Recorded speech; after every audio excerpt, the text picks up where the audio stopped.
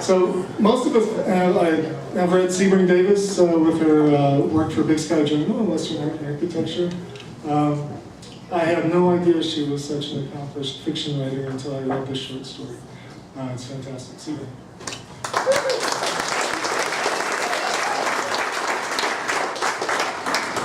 Thank you.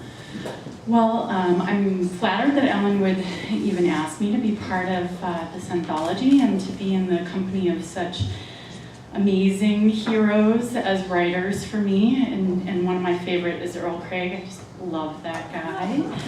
And my other heroes, I really would say, are people who decide to expand bookstores. So Andrea and Mark.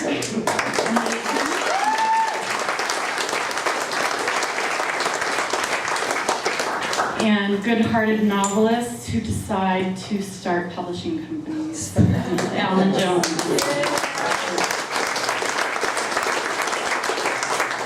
So my husband and I are raising 2 girls, and one of them is a teenager.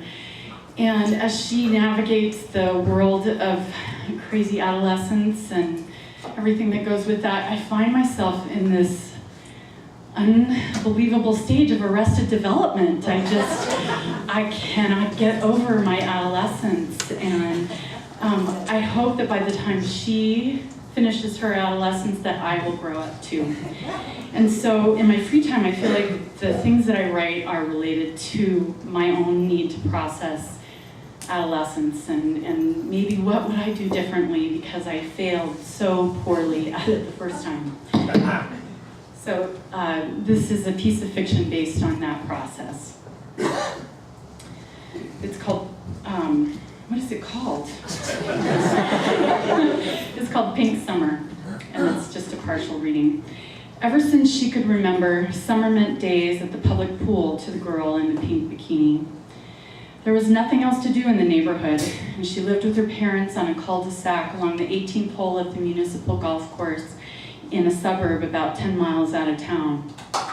The kids who could drive, they went into town during the day, to the cool of the mall, to the air-conditioned movie theaters, to their jobs, maybe to the YMCA pool with the water slide.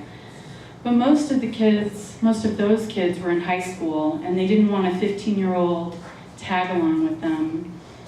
And so being 15 was a kind of purgatory, too young to hang with the older kids, too old to really play anymore.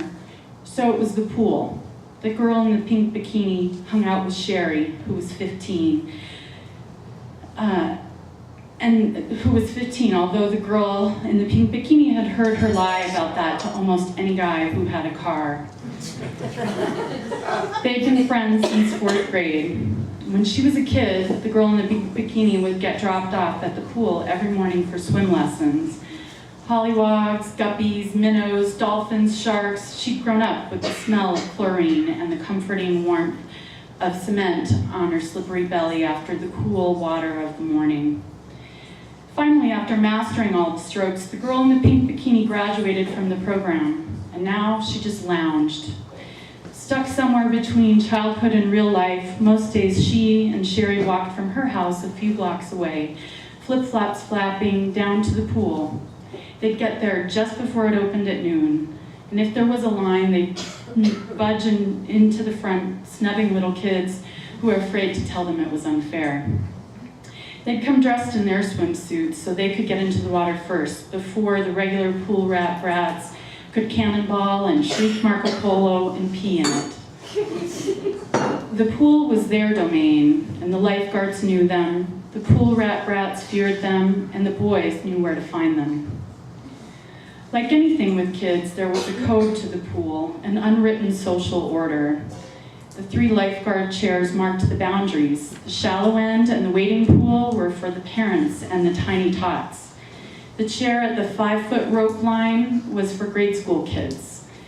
The lifeguard stand at the deep end signaled teenagers' territory. The water, of course, was for everyone, but up top side, the lines were drawn clearly and segregated. Furthermore, in the deep end zone, the high dive split the groups of older boys and girls. The boys camped out around the steps leading up to the diving platforms, while the girls nestled by the smaller diving board in front of the office. And rarely did the two overlap, except briefly in the water and for passing moments at the snack bar. Mostly they just looked at each other from afar. The boys too awkward to approach and the girls too stuck up to be bothered. But really they longed to be together. The lifeguards watched it all from behind mirrored sunglasses and beneath their jaunty sun hats. But this summer was the summer before freshman year of high school, and for the girl in the pink bikini, it seemed as if it would never end. Day after day, she and Sherry would go to the pool. They worked on their tans, ate popsicles, read bad novels, teased the boys, and then gossiped poolside. And by July, they were both ready for something to happen, anything. Sherry takes to lingering by the door of the office when one particular lifeguard steps in for his break. She makes up reasons to use the phone or to ask about the pool rules. She'll ask if she could check the lost and found for her sunglasses or if he knows where her watch is. And one time she asks him to see if he can find her bra. His name is Brian. He's tall and muscular, built like a competitive swimmer. He's home from college in South Dakota. His smile is brilliant and quick to flash at the teenage girls. When he rotates through his rounds at the lifeguard stand, Sherry takes to staring at him. 15 minutes at each chair, then a 15-minute break inside. And often she times her dips in the pool when he's walking by, hoping he'll notice her. The girl in the pink bikini is embarrassed for her friend, the way she throws herself at this older guy. She tells Sherry not to be so obvious. "Oh, you're such a prude," Sherry responds, unfazed. And one day, finally, during his lifeguard break, Brian asks Sherry, "How old are you anyway?" 17, Sherry lies. "Why do you hang out here every day then?" "To see you," she quips. He smirks and shakes his head at her flattery and says, "A bunch of us are meeting here tonight for a full moon swim. You want to come?" "Maybe," says Sherry with a flirty smile, turning and walking away to her friend in the pink bikini. She knows that the girl in the pink bikini knows that Sherry has practiced that line, that smile. She's seen it at sleepovers and watched her friends looking at herself in the mirror while they both applied mascara. Pouting out lips wet with cherry gloss, Sherry would say, "Maybe," to the mirror. She'd look at herself sideways, smile sweetly again, and again say, "Maybe," to that reflection.